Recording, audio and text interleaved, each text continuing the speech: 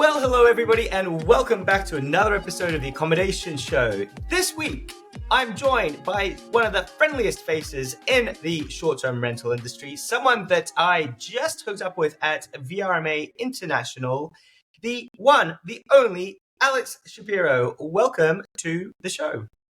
Thank you, Bart, for having me. This is awesome, and honored to be here. And it was great to finally connect with you and be on your podcast now. And I've been following your journey. I do remember seeing you guys out in Vegas roughly around about 3 years ago. I really didn't understand what your product was or what you guys were doing, but I understood the need for it. And what's been really heartening is to see you guys return year on year, your company grow, and to you grow as an individual. Alex, could you do me a favor? Tell everybody what your position is at CanMonkey and what you guys take care of. Yes, I am the CEO, co-founder of CanMonkey, and CanMonkey automates trash day. We essentially take the trash cans to the curb day before pickup and then return them the following day once the city empties them out back to the original location. So you don't need to rely on guests, cleaners, your maintenance team. You outsource it to us, and you really focus on the things that are important to your business.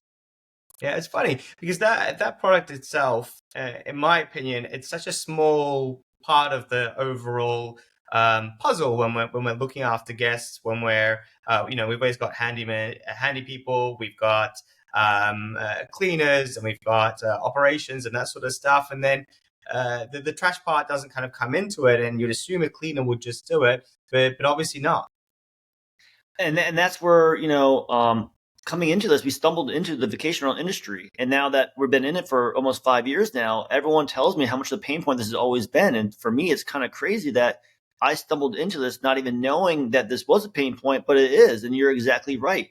What we found is that people think that they have a system or solution, and it's 50% to 75% at best. Whether the cleaners do it, the maintenance guy, the guests do it, it might take it to the curb. But now the next day, who's bringing it back?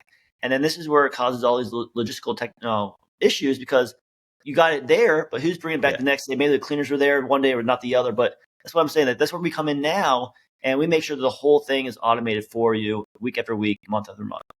Yeah, amazing. So look, I really thought, I mean, the good thing with CanMonkey is your product's actually really self-explanatory, right? All the ins and outs of how it works is just it's the devil in the detail. But I thought that something would be valuable to our listeners is to learn how to build a startup, because you've done it from the very start. You did it from the beginning. You took a particular idea, and then I guess at some point you decided to run with it. So today, what we'll be covering is how to start a startup and then how to grow it. So tell me a little bit about the story. When did you guys start the business? It was founded in 2017 as an idea, and 2018 was the first full year of operation. And this was just in Scottsdale, Arizona, where the VRMA was, starting just going after homeowners. And that was 2018. It wasn't really till 2019 where we realized that Scottsdale was a short-term rental mecca for a lot of different property managers. And slowly but surely, we started adding some people on to our routes. And again, we just stumbled into it. It just kind of fell into our laps. We just made sure, like at the beginning, I was doing sales and marketing. My business partner was actually taking the cans to the curb and back. So it was an easy business when it was just the two of us. But then when you start looking at scaling and replicating yourself, it gets a little bit more complicated. And that's where you kind of figure out the little idiosyncrasies of what we're actually doing, so then we can replace ourselves. Yeah, interesting. So there was two of you that founded the company at the start? Yes, sir. Yeah, my business partner actually started CanMonkey for his subdivision in his area. And after the first year, he had signed up about 24 homeowners, but wasn't going as fast as he thought it was. And this is where he reached out to me and see if I could help with sales and marketing, because I was already in the real estate industry. And that's where I really saw the need for investors and short-term rentals. So again, I had no idea that this was like people in Australia were even doing this. I didn't know that this was like a national thing. I just thought it was just a couple of people here in Scottsdale that had some properties that needed help. Yeah, sure. And so, okay, so you got drafted in. And I think that's quite a common story, is that, you as a founder, you can come up with an idea and that you're solving a problem, and you identify that it's a real problem. And I think that that's the first step for anybody, is to identify that there's a problem, and then after you've identified that there's a problem, is figuring out the solution. Not only figuring out the solution, is actually seeing if there's a product market fit. So seeing whether people actually agree with you that it actually is a real problem. And that story of a company starting from solving their own problem first, it's very, very common for most startups. And I see that, and that's exactly where this really started. It was a problem that my business partner saw as a homeowner, and so that was the thought process, and that was the end goal, was go after homeowners. It just was a little bit slower of adding people on, because as a homeowner, you're like, why do I need to pay for something like this? I can do it myself. And that's where I saw the vacation rental industry, where I saw a property manager say, I can't be at these 20 properties and I can't do this. And I was like, oh my gosh, I know someone that can do that for you. So I was just connecting the dots. And then that's where I said, okay, my business partner, you keep doing the logistics of it. You keep taking the cans to the curb and back, and let me see what I can do in the sales and marketing. And that's where we kind of saw the light bulb go off and say, okay, maybe we have something, and let's try to exploit it a little bit more going forward, just going after the vacation rental industry and see what we can come up with. Yeah. Okay. So tell me about that. Tell me about that journey, that journey of exploration and figuring out whether actually it's a real thing. So I was working W-2 in the real estate industry at a title and escrow company. So for me, this was just a side hustle. It wasn't my main thing. It wasn't even it was literally a side hustle that I spent a little bit of time on. And again, like 2018 and 2019 was just figuring out what the logistics of it was. We got to 25, then 50 properties, then 50 to 100 properties. And every time we were growing, it was new growing pains. And so at about 100 properties, that's where my business partner realized that he couldn't do 100 cans anymore. And that's where I needed to start jumping in, but I don't want to do cans either. So then that's where you start thinking, okay, how do I replicate ourselves? What are you doing right now that we can now create an SOP, a standardized operating procedure, to where we can replicate this over and over again? And what would a can runner look like? What would the routes look like? So we start off with a route with 2 hours, 3 hours long, and people would drop off. So you start just trial and error and seeing what will work until you kind of fine tune it. And then once you fine tune what that is, now can you do that again? Do that again. And so here in Arizona, I was really adamant on, I can't take the cans to the curb and back, because if we do want to scale this, I can't go to Texas. I can't go to Park City. I can't go to these other areas. We've got to figure out how to outsource it to someone else and have them really do it. So in Arizona, since we were here, it was really easy, not easy, but it was easier for us to kind of get the ball rolling, see what that person would look like. How do you find that person? How do you provide them a route? And once we were able to do that here without us actually going and fixing it, then we were like, okay, let's take the same concept and now replicate it again in this area. And it was really, and it's been just trial and error of seeing what works, what doesn't work. And still to this day, we're still throwing spaghetti at the wall to see what works, what sticks, and what doesn't. So from what I'm hearing you say, that for you, the challenge wasn't finding customers. It was actually the product itself and making it work. A little bit of both. I make this analogy. It's like a song and dance, right? Like I can have a bunch of can runners that want to take cans to the curb and back, but if I don't have properties, I don't have nothing for them. If you have the properties, but you don't have the can runners, you can't have the cans go out. So you really have to find this balance of, okay, how do I get enough properties on a route to incentivize a can runner? That is also like the bread and butter of what we had to find. How many properties can you manage? How many are on the same day? What's a route look like? How long is the route? How many miles is it? How long is it? Like all these things we had to figure out after trial and error of a can runner going out to a route and then stopping halfway because it's too long. We then realized, okay, that's too long. Let's cut that in half. So it's funny when people ask me questions now, they'll say, how do you know if they're going to do it? How do you know how long? I was like, look, if you asked me this question 3 or 4 years ago, the answer was, I don't know. Now, after 5 or 6 years, we figured it out and we've been able to scale by knowing that this is what it needs to be. And then we just doubled it all the way across the country. So when we had enough properties that made enough sense, we find the can runners and you merge them together. And you're just really creating this connection of someone that wants to make extra income and individuals who want their cans taken to the curb and back. And that's what we've done.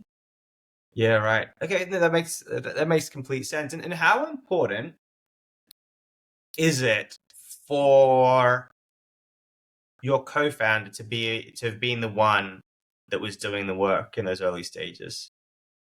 It was huge. Because in the beginning, right now we're a logistical technology company. We built our own application. We have our own technology stack. Like we have everything now in house.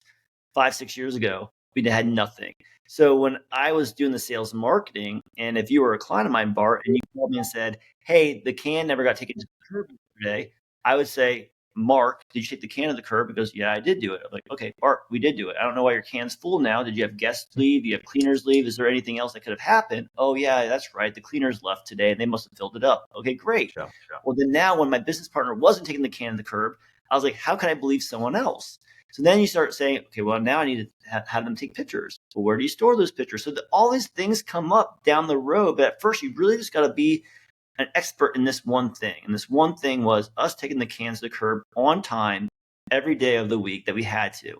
And the next thing was, okay, now if we're not doing it, how do I prove that someone else did it? Okay, well, now photos, we got to take time. So you start evolving over as new things come in place. So it wasn't like we just started what we have right now. This all evolved because we didn't know what we needed. There was no other company out there already doing what we're doing that we could say, look at that company, let's copy them. There was no other company doing it. So we really just had a trial and error, fail, but forward. And then we said, this works now, this works. So just keep pivoting. But it was very important for him to start it because if he didn't start it, I would never have done this. I would never have started this idea. And if he didn't start initially and actually do it himself, we would never know what actually had to go into being a can runner. So he was the first can runner. And from that, we were able to now say, okay, this is the avatar of a can runner. This is what they need to do. And this is how we're going to now do the next one. Yeah, wow. I find it so interesting to meet founders that have kind of lived it and breathed it, and they're willing to get sort of stuck into the muck, so to speak. When we started iBooked Online and we were building websites, I was on the tools building a hell of a lot of sites and resizing images and working on copy for SEO. And still to this day, there's a lot of stuff that I get involved in, which is super hands-on because maybe it'll be faster. Maybe I want to still understand the business and understand what I'm doing. Have you done any can running yourself? Absolutely. A lot of the good things about me and my business partner is that there's a definition of entrepreneurship, and it's jumping off the cliff and building the airplane while you fall. So that's really me. I'm the one that's off the cliff and building it. My business partner is the one's like is still on the cliff saying, wait, we don't have the bolts, we don't have the right tools, we don't have everything. So he dots all the I's and crosses all the T's. So it was really good to have a little bit of a combination of both of us. So again, like when I was saying, hey, let's get out of Scottsdale and Phoenix and let's go to Mesa, where I live, which is only 20 minutes away from Scottsdale. He's like, we can't do that. That's too far away. I was like, well, I'm going to start it because I don't want to take my own trash can to the curb. So I'll start it. So I actually started my own area and my own neighborhood just because I wanted to grow it and to prove to him that we could do it. We could scale to another market. So I did do the routes for about 6 to 8 months. And my goal was to not do it anymore. And that's the funny thing. It's like, here I am starting a company. So I don't have to take my trash can to the curb and back. But now I'm taking like 15 trash cans to the curb and back. And so now it's even more work for me. But also it's like, it let me know also like what the idiosyncrasies were for a can runner. And so now not just Mark had an idea of what a can runner needed to do or what other obstacles or challenges that would come through. I now knew. And also now as a CEO, when I'm able to talk about the business, I'm able to talk about it from a homeowner's perspective because my can's still on routes. The can runners don't know it's my house. I'm just like another number, but I still know when the can runner comes. I know when they come late one night. I know when they come early one night. I know when they don't make it or they make a mistake. I'm able to fix it still. I'm not in every market, and this is a long time ago now, but it was good for me in the beginning know when what is going on and what are my other clients experiencing. And so now also as a homeowner, when I know that our routes are going seamlessly well, now year after year, I love it. I love the feeling as a homeowner knowing that when I come back from a conference, my can's at the curb, or I know when I come home late night, my can's back. I know that feeling. And if I know that feeling, I know other people are going to love that feeling. So it's really important to know what your product actually is and how it makes you feel. Because chances are, if it makes you feel a certain way, it's going to make other people feel a certain way as well. I love it. So there's so many questions. One of them that I want to sort of address is the the idea of it being a business. So you've got a problem, right? We've got customers that we can go and solve it for. We can probably find some staff to run the cans. But it's a big leap to go from that to actually setting up something which is profitable, and knowing how much the market is going to be willing to pay for a product, and whether you're going to be able to pay enough money, and you've got the routes and that sort of thing. So there's, it's just, for me, it just seems like a logical mathematical problem that you're solving, to try to make sure that you can do it. And I imagine that with you coming in from the marketing and sales side, that would be a big part of your job. I'm a delusionally optimistic person. So like, I think that I knew that I was going to solve the problem. I didn't know how. I just knew that coming from the sales background that I would figure it out.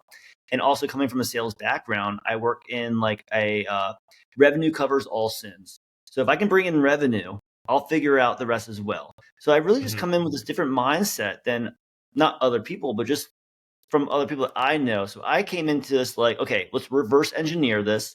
Let's figure out the revenue and let's figure out what we need to do. And also, this is a monthly recurring revenue business, so for basic math, it's like, if I get this to 1,000 properties and 1,000 properties are paying me $50 a month, I'm making $50,000 a month now.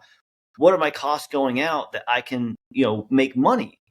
I look at other businesses like a restaurant or, businesses that has to sell something one time over and over again. I don't know how they stay in business.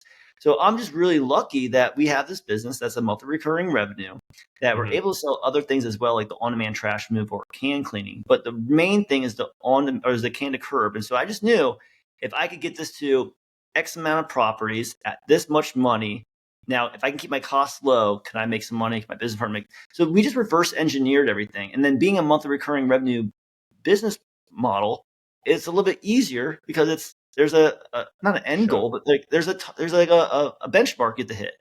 I don't know other businesses that can really do that when you're reselling something once every month. You have to find new. So that to me is like impossible. So like for me, having a monthly recurring revenue business really made it a lot simpler in my mind, knowing that, okay, this is attainable. I can do this.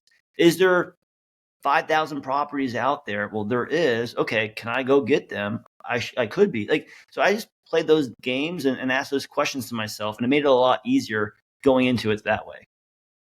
I'm going to ask about the numbers in a second, but I just want to re-emphasize that point, is that there are different ways to run a business, and you can sell a product and sell it once off, and then, t-shirts or whatever.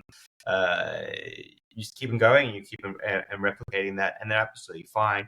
The recurring revenue model does lend itself to some pretty great growth, because you don't have to reinvest in getting more customers every single time. And I've seen quite a few companies grow very fast, because if you think about, so our Book Direct websites, the big issue that we have is our recurring revenue is there, but it's very small. So, $50, $100 a month. So we need a massive scale of customers, but then we've got a massive scale of support that we then have to provide if we think, so that we're kind of constantly looking at that equation. But if anyone's out there and like, what could I do? Well, if you're running, let's say you want to do a social media agency, right? So you're going to do posts for people like for iBooked Online or CanBnB. If you ever want a given business, do social media and do it well, and you will have so many clients. It's incredible.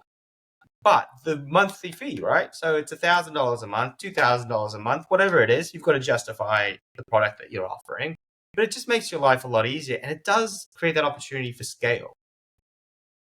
1,000%, and that's where it, again, delusionally optimistic. The way I was thinking was like, okay, can I get 1,000 properties on here? Can I get 2,000? And that's where I just knew at the dollar amount that we were selling that, okay, wow, we can bring in 2,000 properties at $50 a month. I can bring in $100,000 a month. Oh my gosh, like we're rich, and it was like a little bit. That's how we were looking at it. I wasn't just selling a T-shirt one time for $50 and having to find another 1,000 people next month. That I don't know how people do that. So again, I was really lucky to have that model business where now people will look at me and say, how do I add monthly recurring revenue in my business? Because I want that. I'm like, I understand. I would want it too. So you're right. People are looking for adding that in when they can, because it's a good way as a business owner to kind of predict what your revenue is going to be. And when you can predict your revenue and what it's going to be, then you can make different game plans in your business going forward. So let's talk about the numbers in Yes. that case, because I mean, you're talking a lot about scale, which is all good and well, but I kind of feel, with due respect, you're kind of giving me the end of the end of the puzzle. But it doesn't work like that. Most people that are getting started, they're going to be happy with 20 properties or 50 properties or even one property. And I guess at the start, you're running the cans yourself. Uh, one, how much are you guys charging roughly per month per client, and what are your outgoing expenses to service that monthly fee? Our can to curb service starts at $49 a month for one trash, one recycling can, getting taken to the curb day before pickup, and then returning once the can's empty. So if your trash recycling are on separate days, that's 4 times a week, 16 times a month.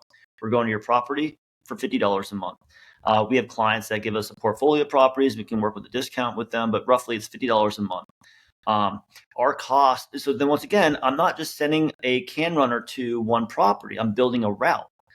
So now there's properties that we add on are going on a route. And so each route that we create is going to a can runner where they can do anywhere from 12 stops to 20 stops within an hour, given the density of the properties.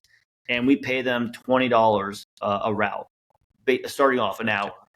So again, if a route was 20 stops, but it took them an hour and 15 minutes. That's what the algorithm came up. It might say, hey, Bart, this route will pay you $28.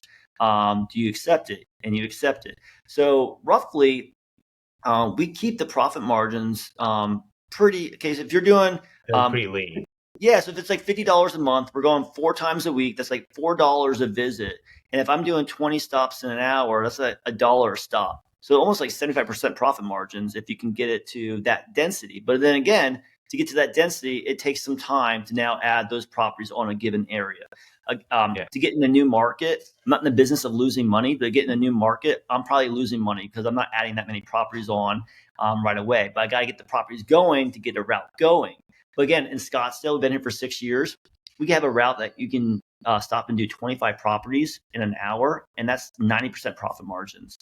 Again, I can go to a new market, might only have 3 stops in a day, and I'm paying this person $20. I'm losing money on that. But you have to get started to build onto top of that. And then now we have the volume across the whole country that I can lose some money over here, knowing that if I get that to 12 stops now, I'm breaking even. If I get to 20 stops, I'm making money. Yeah. And then the math is pretty straightforward. That's the nice thing with the business. Once you get there, I assume that your co-founder approached you with the math at the start and said, "Hey, this is what the numbers are going to be," or did you guys have to kind of flesh it out with time? Yeah, it was nothing like what it is now. Tell me again, that. But again, like he was taking the cans to the curb, right? And then we started the monthly service 6 years ago at $35 a month, just in Scottsdale. And so he was taking the cans to the curb. So like we weren't really paying anyone out. And so then when we had enough properties in the Scottsdale area to now outsource it, it was really like, okay, how are we going to pay someone to do this? We thought our biggest problem was going to be, how are we going to find someone who want to take trash cans to the curb and back? No one's going to want to do this. But what we found is that everyone that's not even hard because everyone takes trash cans to the curb and back. And especially like in this gig economy world of people doing like Uber and Grubhub and Instacart, this is the easiest job for them to do because they don't have anyone in their car, no food in their car. They don't have to look for an apartment. And it's the same route every week, like a pool route or a paper route. Yeah. So in the beginning, when we were looking to really build this out, I literally took the game plan, what I just told you right now. And it was as simple as that. And it's evolved. It was like, Mark, if we can get someone to do 20 stops in an hour, we pay him $1 a stop. That's $20 an hour. And he's like, yeah, but we can't do that. We don't have those routes. I'm like, okay, I get it. But let's build it out to where we can get at least 15 stops or 20 stops an hour. Let's try to get more people around the same area to get that. And that was the game plan. And the good thing about Mark and I is that we're complete opposites. And I think you need that, the yin and yang. You need that person that will say something, the other person says no, and then you got to fight about it. Not like fight and bicker, but you got to fight enough to like prove like why your point is good. And that was a lot of us. And especially, again, CanMonkey is not my concept. I didn't name it. I didn't come up with the branding. I came with nothing. I'm basically a step parent to CanMonkey. And Mark is the father. He is the parent. So you gotta be careful what you say about someone's kid, right? You know, you say the wrong thing, your kid's not that pretty. They're like, oh my God, my kid's the prettiest. So you gotta be careful. So in the beginning, there's a lot of bumping heads of Mark and I, because I would come in here and say, hey, I think I have an idea, and it's like his baby. Oh, no, that won't work. So in the beginning, a lot of bumping heads and a lot of things where not that I knew everything. I'm just quick to try something and pivot if it doesn't work out. And he's more like, let me think about this for 48 hours. Let me see how this will really work out. And I'm like, we don't have 48 hours. So we have this little thing where we have to kind of work with each other. So now where it's at, evolved from let's try to get 15 stops to 20 stops an hour. Okay, let's do this, let's do bonuses, until where now we have an application and technology. There's a whole algorithm in place. So now we don't have to do any of that, but we take the same kind of concept. We put an algorithm in place. It takes properties, the amount of stops, the distance between each stop, and it puts it all together into a route. So now the route that I provide to someone will have a dollar amount in there where it fits in our algorithm of how much percentage of profit we want to make on that route. So now it's like so easy. But in the beginning is literally on Excel files, mapping out this property, what's it going to be, taking forever. It made no sense. But it worked enough to get the ball rolling to see how we could fix it from there on out. I love it. I absolutely love it. I love the journey, and thanks for being so candid with a lot of these things. And I'm going to keep on going a bit because I'm interested in that, the co-founder relationship. So I don't have a co-founder. I dream of having a co-founder that really kind of aligns with the mission, because I think that we could achieve a lot more together, but that person hasn't eventuated. Maybe I haven't called it out enough. Maybe this is the beginning where I'll start talking about it and it'll happen. It's true. How did you and Mark know each other, or how did that happen? I'm 36 now, but I met Mark when I was 22, and I met him, and he's about 16 years older than I am. So when I met him, I was straight out of college, and he had already owned a business. It was a clothing line company that was a distributor in North America. So again, not in the real estate industry, not even so. But he was one of the first people in my life that was like a mentor to me. And I worked with him for a couple months. Then I went off in the real estate industry, but he always stayed in my life. I'd go back and kind of, hey, this is what I'm doing now. And I always wanted to kind of brag to him where I was at in my life.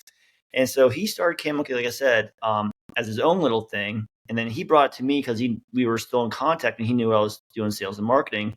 And I was like, yeah, that's a stupid idea, but I then found the property manager and was like, hey, maybe you're on to something. And I was like, hey, I'll help out. I'll be the money guy, because I was making some good money at the time. And I was like, look, I'll be your investor. I'll invest with you, and I'll help you with the sales and marketing. Let's see what we can do.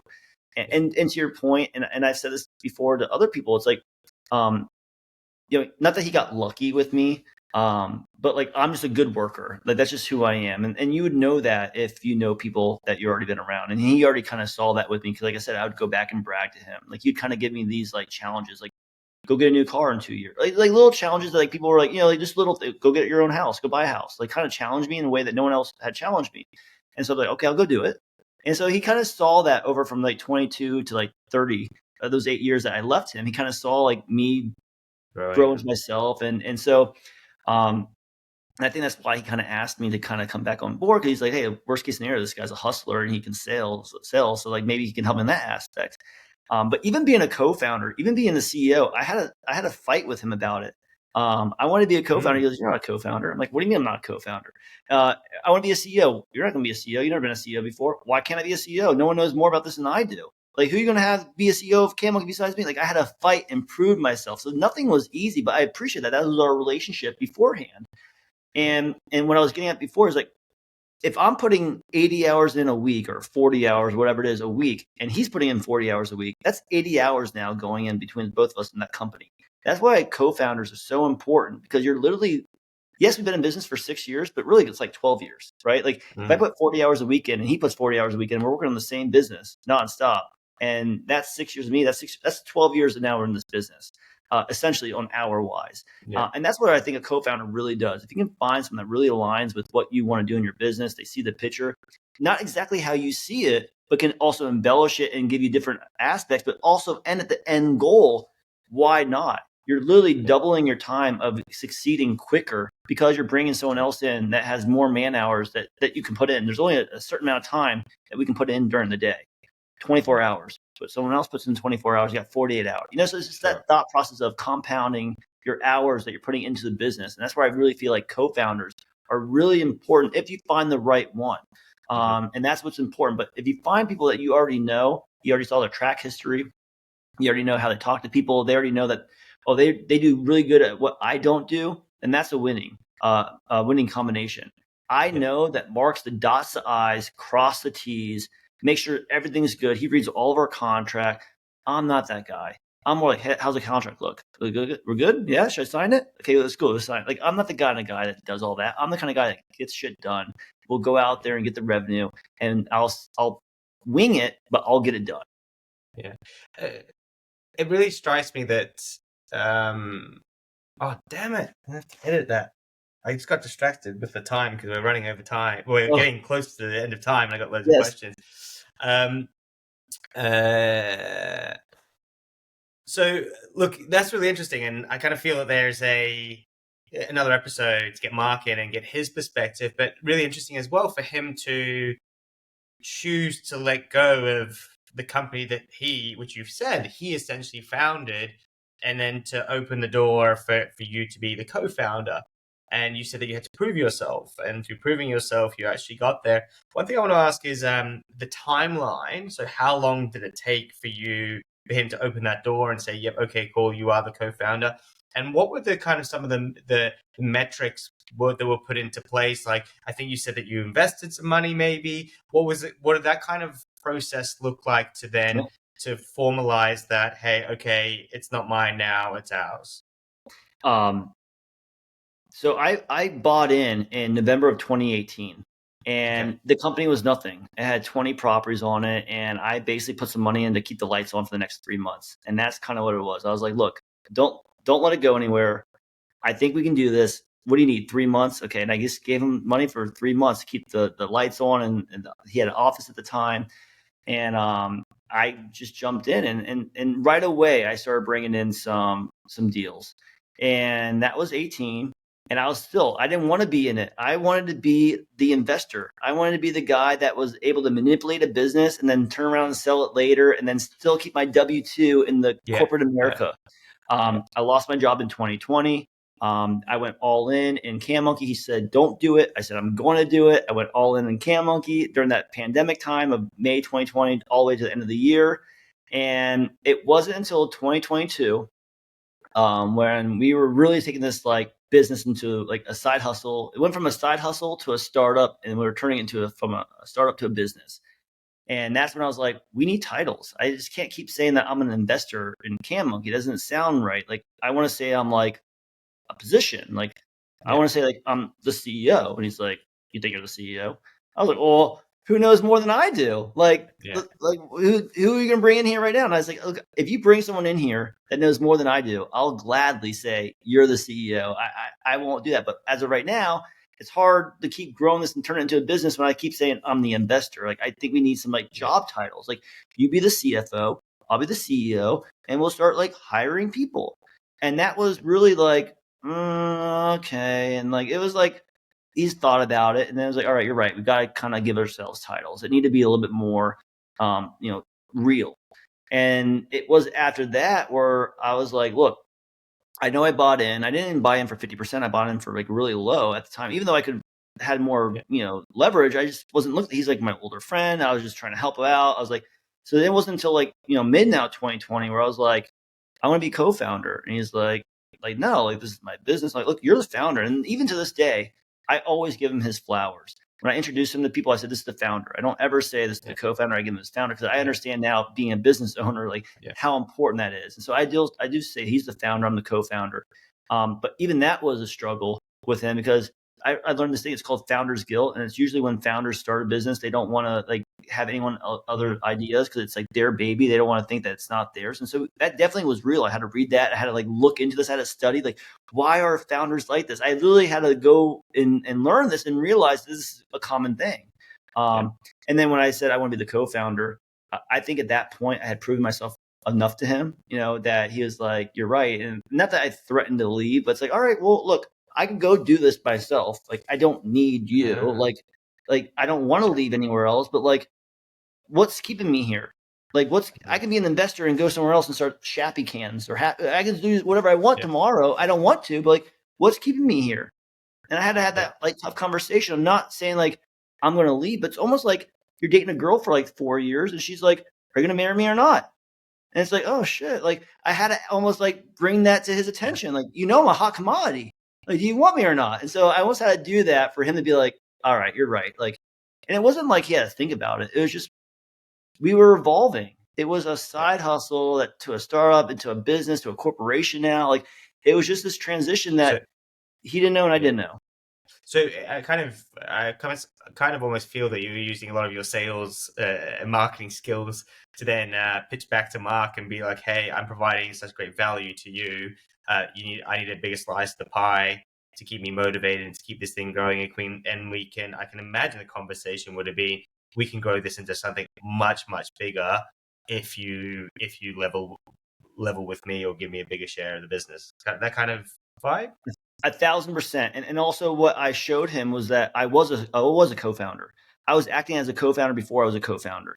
I had made no money from CanMonkey until I think end of 2022 is when we started taking a salary. So that was 4 years that I was put into my time into CanMonkey and took no money out. All the money we made off the monthly recurring revenue went back into the technology, went back into the business, hiring someone, like went into the company to build it to where it is today. So I said, look, what have you sacrificed that I haven't sacrificed? What have you done that I haven't done? I'm not asking anything more from you that you don't have that I want as well. And look, I can go get a job tomorrow and get a W-2 and I don't want to. So I had to have that conversation with them. Like, if you want me to do that, I can, or we'll say this together. Together, we're more powerful and let's go hit the goals that we want to hit. Wow. That's so cool. That's so cool. Pretty terrifying, but cool. And I think almost terrifying from your end more than anything, because you're spending a lot of time and effort building someone else's business effectively, right? And then there's no, like, he could just turn around and say no, okay, and then found another Alex, tried to at least. So there was a bit of risk there, but I can completely get it. And some of those ideas that you've shared about the time that you guys invest and the things that you do and building something bigger together. So I think I would have really loved to be a fly on the wall when those conversations were happening. And I really would have loved to have been in Mark's head as well, because he would have had a pretty tricky battle, but maybe not even. Maybe he was just like, by that point, he was just like, actually, this makes complete sense. So it's really interesting. Okay, so we've done the co-founder stuff because we're running out of time. So I'm gonna start wrapping us up, and I think there's some really great ideas for people to be able to start their own journey. That you don't have to have the best idea. So you have to be willing to work hard. That if you're trying to solve problems that are there, they're really obvious, they're right in front of you. And this is something when I was a lot younger, I couldn't see those problems. And now I see them because I see them all the time in my business. I'm like, if only somebody could do this particular thing for me and do it really well. If someone could really just edit my TikTok reels or edit my reels really, really well, I would pay a lot of money for it.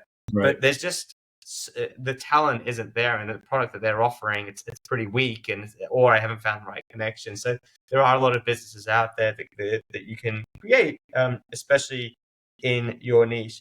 I am going to wrap it up, but are there any maybe top 3 tips that you would give somebody who's looking to start their own business or entrepreneurial journey? My biggest feedback or when people ask my advice on anything about business, I say just do it. It's very vague, but just do it. And they say, "Well, do what?" I said, "Whatever you're Mm, thinking about. Start the Facebook group. Create the email.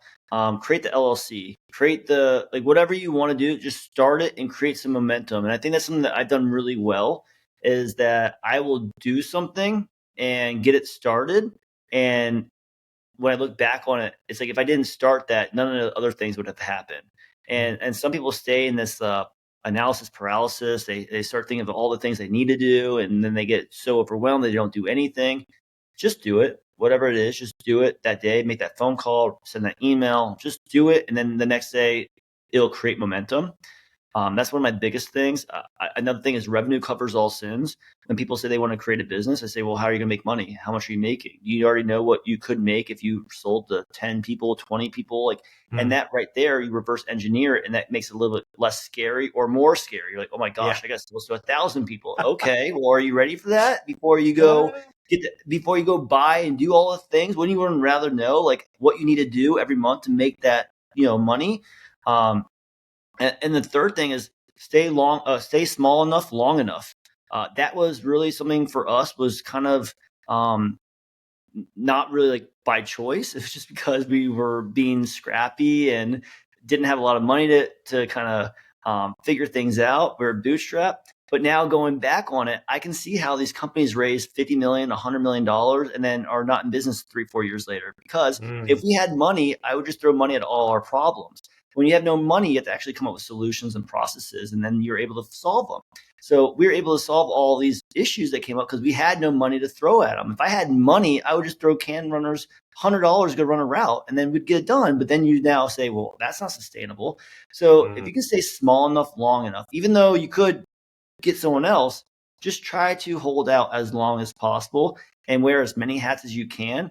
But to your point earlier, know what your strengths are and know what your weaknesses are. And when you get to a point where you can't edit, you can't film, you can't do the pod, you can't do everything yourself, well, then are you able to bring someone else on now to help you with those things? And that's where now, in retrospect, we did a lot of those things right by accident, but it's also because we had to. But now going back and I'm like, wow, it worked out perfectly for us. If I went to go do another business, I would do the same thing. Even if I had $1 million in the bank, I'd be small enough, long enough.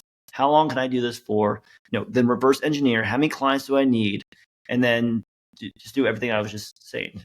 It's a fascinating idea, and I'm really glad that you said it. And this is probably the epitome of why I do the accommodation show. It's to learn from others, and you verbalize something that I've been trying to teach somebody else about the small enough, long enough, because the dream is to become a Facebook or a TikTok or one of these platforms that has that huge curve and everyone's a billionaire within 5 minutes.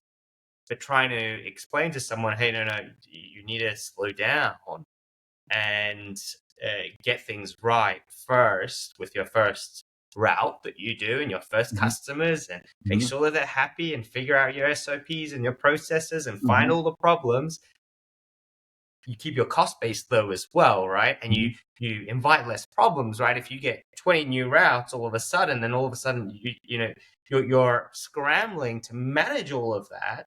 Yes, you've grown, you've got more revenue in, but you don't have time to refine the business. So I really appreciate that last comment. And on that, I'm closing off the episode.